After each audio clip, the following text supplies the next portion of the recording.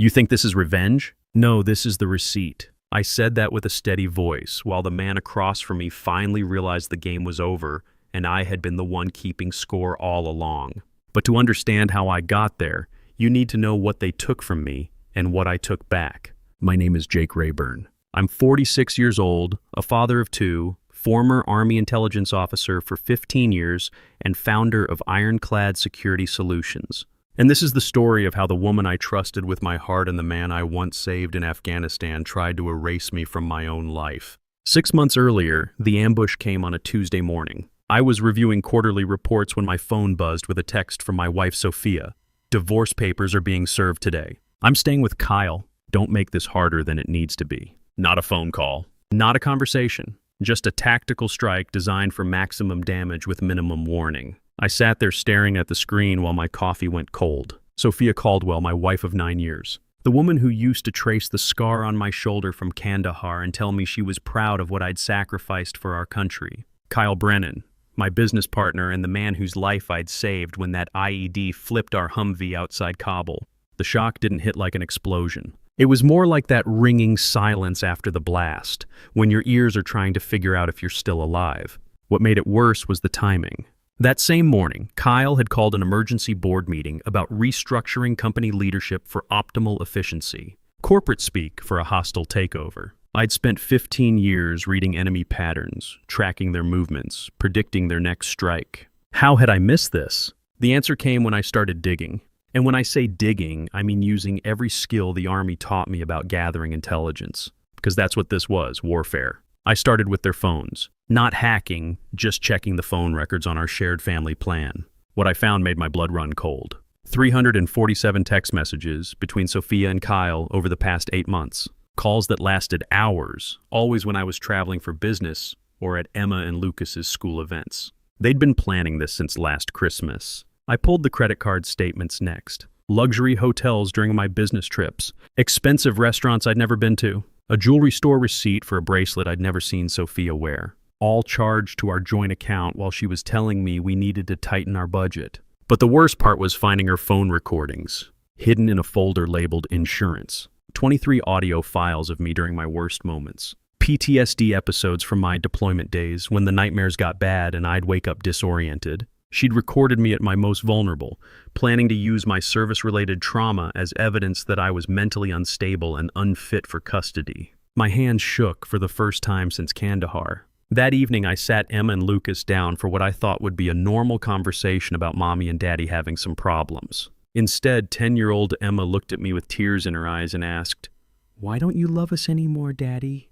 I felt like I'd been shot. "What do you mean, sweetheart?" "Mommy said you love your soldier friends more than us. She said that's why you're always working and why you get angry sometimes." 8-year-old Lucas nodded solemnly. "She said you might have to go away because you're sick from the war." That's when the soldier in me took over completely. I tucked them in that night with extra hugs and promises that Daddy was going to make everything okay. Then I went to my office and started building a case file like I was tracking enemy combatants. First call went to Master Sergeant Ray Torres, now a federal investigator specializing in corruption cases. We'd served 2 tours together, and he owed me his life from a firefight in Helmand Province. "Jake, what's wrong, brother?" Ray could hear the mission tone in my voice. "I need to ask you about a hypothetical situation involving judicial corruption." How hypothetical are we talking? The kind that might need federal attention if someone had the right evidence. Ray was quiet for a moment. "You got something?" "Working on it. But Ray, this involves my kids." "Say no more. Whatever you need."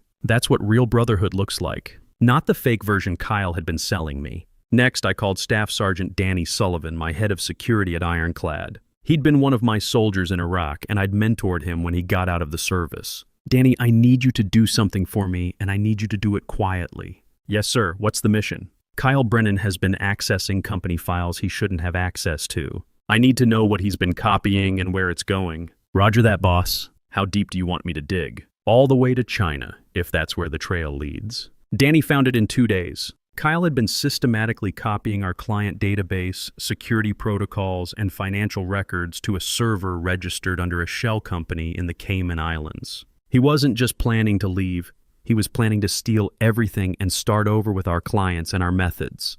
But that wasn't the worst part.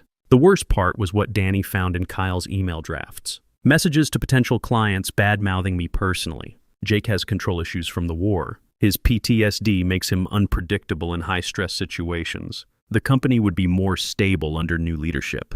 He was turning my service, the years I'd spent protecting this country, into a character flaw, using the bond we'd formed in combat as ammunition against me. I'd saved this man's life, made him my partner, trusted him with everything I'd built, and he was twisting that sacrifice into evidence that I was damaged goods. That night I called Kyle directly. "We need to talk," I said. "Jake, look, I know this is hard, but Sophia and I cut the bullshit, Kyle. I know about the Cayman account. I know about the client list. I know you've been planning this since Christmas." Silence. "You want to steal my wife? Fine. You want to destroy my family? We'll see about that. But you will not steal my company. You will not use my service record against me. And you will not turn my sacrifice into your profit. Jake, you're being paranoid." This is exactly the kind of thinking that I hung up. The time for talking was over. What Kyle and Sophia didn't know was that Sophia's mother, Judge Patricia Caldwell, had a problem. A big one. It took me 3 weeks of digging through public records, newspaper archives, and court filings to piece it together. 15 years ago, Judge Caldwell's nephew had been driving drunk when he slammed into a family of 4 at a school crossing. Killed all of them. Parents and 2 young kids, immigrants who'd been in the country legally for 6 years. The case should have been straightforward. Vehicular homicide, DUI, multiple counts. Instead, it disappeared. Evidence got lost. Witnesses became unreliable. The prosecutor suddenly developed concerns about procedural issues. I found the money trail, campaign contributions from Charles Caldwell, the judge's husband and Sophia's father, to the district attorney's campaign fund. Payments made through 3 different shell companies, but all traced back to Caldwell Construction. Judge Patricia Caldwell hadn't just buried one case. She'd been doing it for years. Wealthy families with problems called her office. Money changed hands. Problems went away. And now she was planning to fast-track Sophia's custody case. I had everything I needed. Phone records proving the affair and conspiracy. Financial records showing Kyle's theft. Evidence of systematic judicial corruption going back over a decade. But I didn't move yet. In military intelligence, timing is everything. Strike too early and you warn the enemy. Strike too late and you lose the advantage. I waited for them to make the first move. It came in the form of a court filing. Sophia was requesting emergency custody, claiming I was mentally unstable due to combat-related PTSD and potentially dangerous to the children due to increasing paranoid behavior. The hearing was scheduled for the following week. Judge Patricia Caldwell presiding. They thought they had me cornered. A combat veteran with PTSD displaying paranoid behavior by investigating his own wife. The narrative was perfect. The fix was in. That's when I called my final ally, Attorney Michelle Grant. She specialized in family law and had a reputation for destroying corrupt cases. "Ms. Grant, I need representation in a custody case. Mr. Rayburn, I've reviewed the initial filings. I have to ask, have you been diagnosed with PTSD? "Yes, ma'am. I've been in therapy since my discharge. I have documentation showing I've been compliant with all treatment recommendations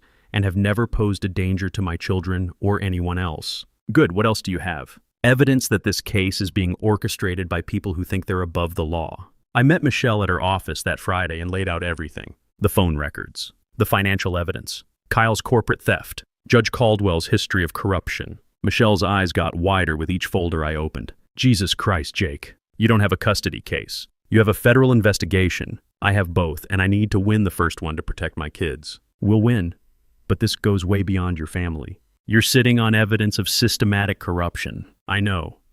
That's why I'm bringing it to you first, properly, through legal channels. I want to win the right way." Monday morning, we walked into Judge Caldwell's courtroom. Sophia sat with her lawyer looking confident. Kyle was there too, probably expecting to testify about my unstable behavior. Judge Caldwell took her seat with that smile she probably thought looked impartial.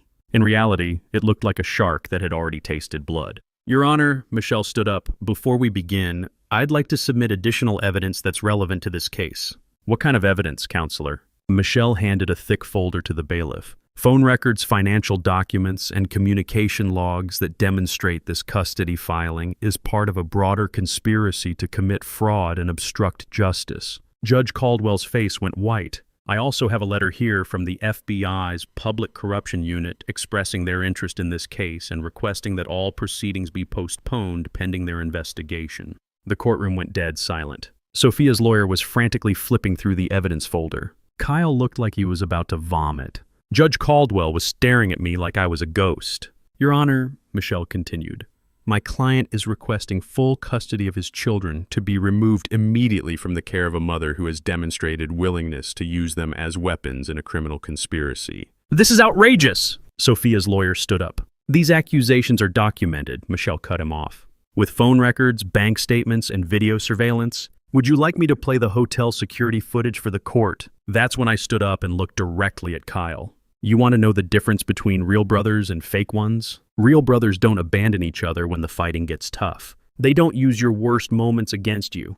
And they sure as hell don't try to steal everything you built while you're grieving what you thought was your marriage. Kyle couldn't meet my eyes. I turned to Sophia. You recorded my nightmares. You used my service to our country as evidence that I was unfit to be a father. You told our children I didn't love them. There's a special place in hell for people who weaponize a parent's love for their kids. Finally, I looked at Judge Caldwell. Your Honor, I spent 15 years defending this country because I believed in justice. Real justice. The kind where evidence matters more than money, where truth wins out over corruption, where protecting the innocent is more important than protecting the powerful. I reached into my briefcase and pulled out a plain white envelope. This contains copies of every document my attorney just submitted, plus about 50 more pages detailing 15 years of cases that mysteriously disappeared from your docket. Cases where money changed hands and justice got buried. I placed the envelope on the table in front of me. You think this is revenge? No, this is the receipt. Every lie you told, every betrayal you planned, every time you used my love for my family as a weapon against them, I kept track. And now the bill is due. Judge Caldwell recused herself from the case within an hour. The emergency hearing was postponed. By Wednesday, Kyle had emptied the Cayman account and fled to what he thought was a non-extradition country. He was wrong. Ray Torres had friends in a lot of places.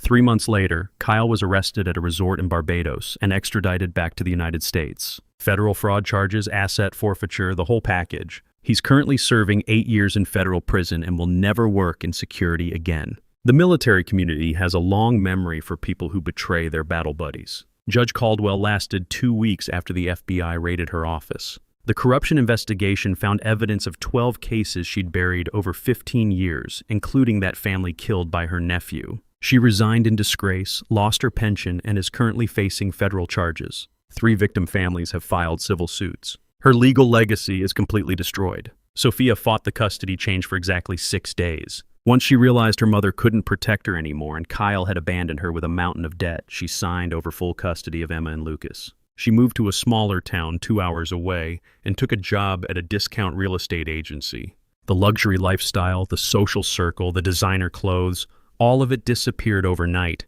Emma and Lucas adjusted faster than I expected. Kids have a way of sensing who really has their back. When Emma asked me why Mommy had lied about me not loving them, I told her the truth. Sometimes grown-ups make very bad choices when they're scared or angry. Your mom was scared that Daddy would find out about the things she was doing wrong, so she tried to make you scared of me too. But that's not fair, Lucas said, his 8-year-old sense of justice outraged. No, buddy, it's not fair. But that's why Daddy fought so hard to make sure you and Emma could stay with me. Because protecting you is the most important job I'll ever have. More important than the army? Emma asked. Much more important. Soldiers protect their country. Daddies protect their families. You two are my most important mission. We started new traditions after that. Saturday morning pancakes became a sacred ritual. Emma learned to make coffee. Terrible coffee, but I drank every drop. Lucas and I built a treehouse in the backyard. Just the two of us working with our hands and talking through problems. They asked questions, of course. Kids need to understand their world. Will Mommy try to take us away again? Emma wanted to know. No, sweetheart. The judge said you get to stay with Daddy permanently. Mommy can visit sometimes, but only when there's another grown-up there to make sure everyone stays safe. Will Uncle Kyle come back? Uncle Kyle isn't really our family anymore. He made choices that hurt us, so he can't be around us anymore. They accepted this with the resilience that children have when they feel secure. They knew I'd fought for them and won. They knew they were safe. The business not only survived, it thrived. Word spread through the corporate world about how I'd handled the situation. Companies wanted to work with someone who had that kind of integrity under pressure. We heard about what you went through, the CEO of Morrison Industries told me during our contract meeting. Anyone who fights that hard for his family will fight that hard for his clients. Ironclad security grew by 300% in the following year. We hired 12 new employees, all of them veterans. Danny Sullivan became my operations director. Ray Torres joined us part-time as a federal liaison consultant. The company culture changed too. We instituted a policy. No employee would ever face personal crisis alone. Family emergencies, financial troubles, health scares.